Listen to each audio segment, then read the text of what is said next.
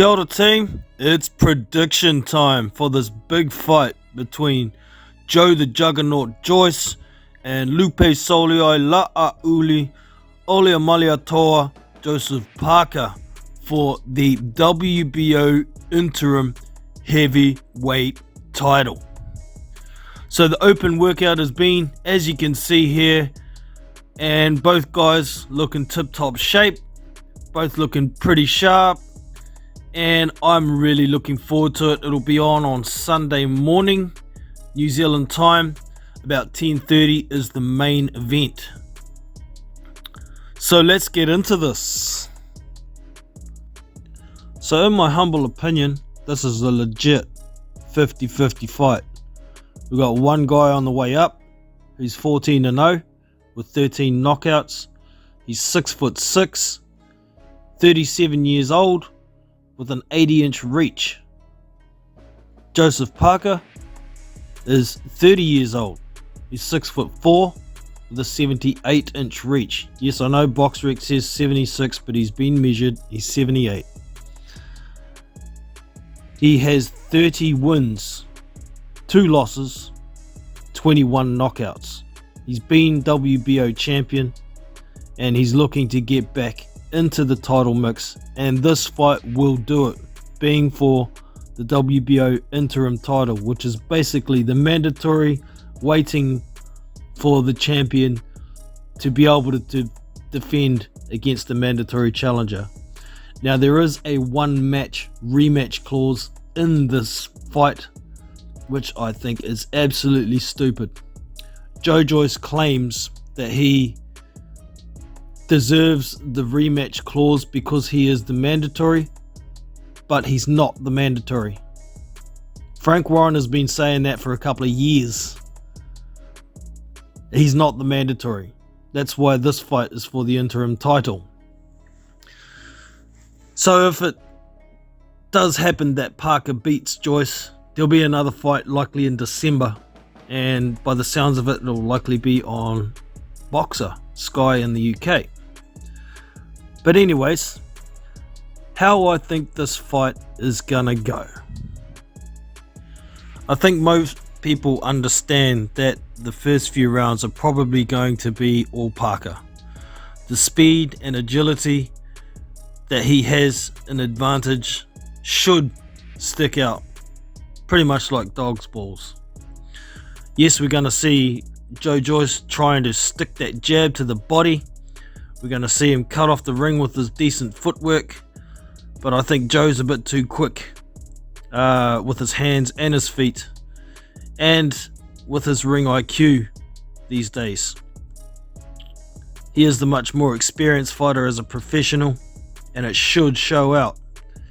However, once we get past about round 4, it's possible that the pressure from Joe Joyce may start taking effect.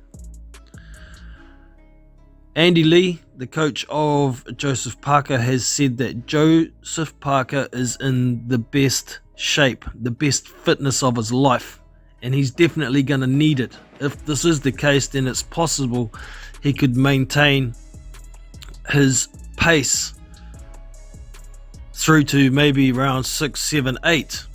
If he does that, then he can try and just defend the lead for the remaining 4 or 5 rounds.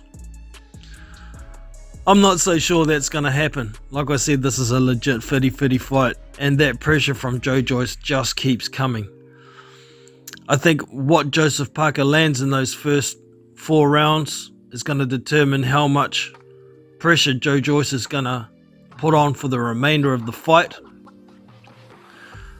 Later on, I think Joseph Parker's output will go down, and possibly Joe Joyce's will as well. So from rounds 8 to 12, I think whoever's going to land more is going to win the fight.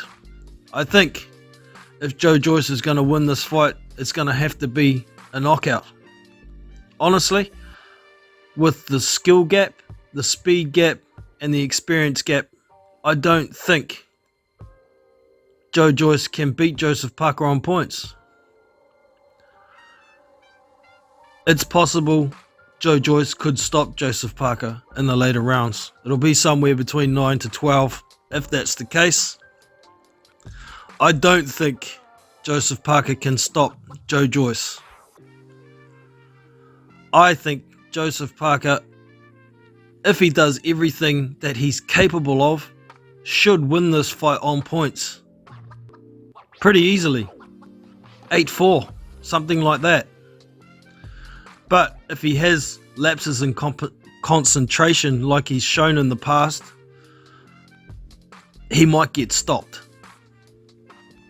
So, my official prediction for this fight is Joseph Parker on points 116 to 112. Yes, of course, Joe Joyce is the home fighter, but don't forget Joseph Parker is living in Morecambe at the moment. He's pretty much turned himself into a Brit, so I'm not sure there's going to be too much of any kind of home advantage here. Yes, it's on BT Sport, but the judges have to be agreed to by both parties. I don't think there's going to be too much fuckery going on with the judging in this fight. I think it'll be pretty reasonable, and I really do hope the best man wins. Whoever wins will be mandatory to Alexander Usyk. Whether they'll actually get that fight or not is another story. The WBO is last in line for mandatories at present, so we will see what happens. Now, I will be doing a live commentary stream for this fight on Sunday morning, so check out the channel, it's scheduled there. Hit the notification bell on that stream and you can listen to me commentate the stream. There won't be any footage or fights audio because of copyright reasons, but I will be letting you know blow by blow what's going on. In New Zealand here, the fight is going to be on Sky Arena pay-per-view at $40. In Australia, it's going to be on Stan Sport pay-per-view for $40. In the UK, it's on BT Sport pay-per-view, £19.95, and in the States, it's going to be on ESPN Plus, not pay-per-view. So there you go. That's my prediction. Let me know yours in the comments below. Not just who's going to win. Let me know your method of victory. And if you're picking a stoppage, give us a 3-round grouping. So I hope you've enjoyed. I'll catch you in the next one. I'm Jono from Big Boys Boxing, and I'm out. See you!